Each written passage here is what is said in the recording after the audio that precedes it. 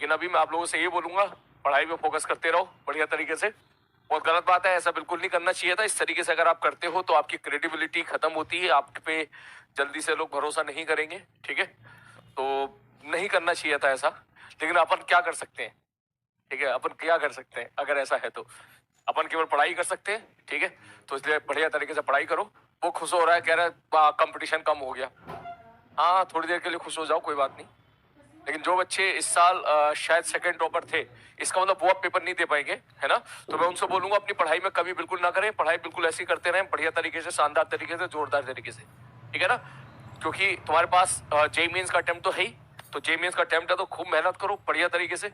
कोशिश करो कि भाई साहब ठासू रैंक निकल के आए, तुम्हारी 1000-1500 के आसपास रैंक आए कम से कम, ठीक है।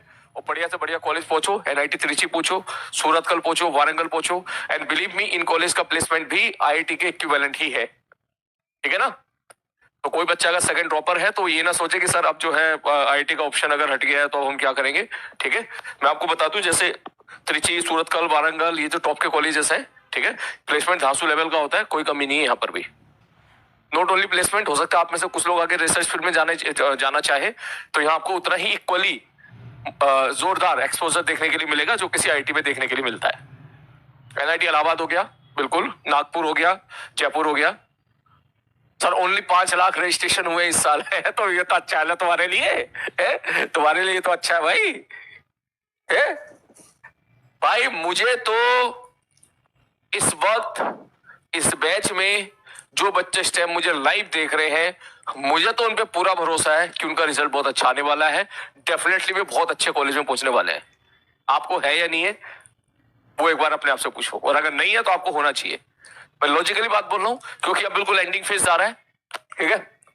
तो अब ये मान के चलो, आप में से जितने बच्चे अभी टिके हुए हैं लाइव क्लासेस में, शुरू से लेकर अभी तक जो टिके हुए हैं, उनके सिलेक्शन होने की पॉसिबिलिटी ऑलमोस्ट 99% है, ठीक है ना। क्योंकि फालतू की जो भीड़ होती है वो बीच में हट जाती है, ठीक है ना। फालतू के जो आ जाते हैं जिनको मेहनत नहीं करनी होती है वो भी सब हट जाते हैं। अब तक जितने बच्चे बचे हुए हैं, ठीक है, जितने बच्चे अभी तक क्लास में बचे हुए हैं, वो बेसिकली अगर आप उनको जोड़ लें, सीधी बात बोलूं, अगर मैं इस वक्त प्रयास में जो बच्चा जुड़ा हुआ है, ठीक है, अभी तक लाइव जुड़ा हुआ है बढ़िया तरीके से, और लक्ष्य में जो बच्चा जुड़ा हुआ है, अगर अपन इन दोनों की क्वांटिटी को ऐड कर लें, ठीक है, तो मान लो इनकी क्वांटिटी, इनका नंबर 100 है, 100, ठीक है।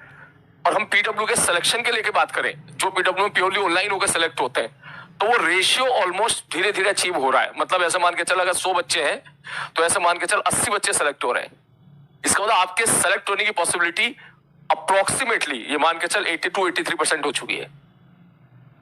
समझ रहा है ना मैं क्या, मैं एग्जैक्ट डेटा में नहीं बोल सकता, एग्जैक्ट डेटा मेरे को पता भी नहीं है, ठीक है। तो ऐसे समझ ले कि सपोज लास्ट तक अगर 10,000 बच्चे टिकते हैं, ठीक है, तो उन 10,000 में से 8 से 9,000 बच्चों का सिलेक्शन हो जाता है, ठीक। तो आप उसमें हो, बस अपने ऊपर भरोसा रखो। मुझे तो पूरा भरोसा है भाई साहब आपके ऊपर, ठीक है। आप अपने ऊपर भरोसा रखो और इसी तरीके से मेहनत करते रहो। और 1-2 महीने की बात है, ठीक है ना। 2 महीने के बाद आपका पेपर होगा, फर्स्ट अटेम्प्ट होगा। हो सकता है बहुत अच्छा करके ले जाओ, हो सकता है कुछ बच्चों का पेपर बिगड़ जाए, कोई बात नहीं, फिर सेकंड अटेम्प्ट होगा, ठीक है। सेकंड अटेम्प्ट में आपको और भरपूर टाइम मिलेगा अपने अंदर कमी को सुधारने का। तो इसका मतलब समय की कमी नहीं है, बस पढ़ता रहे, टिका रहे, इसी प्रकार से। एनआईटी आयुषी, ओ भाई, ये क्या था भाई, है ये देख रहा है मास्टर या परेशान है।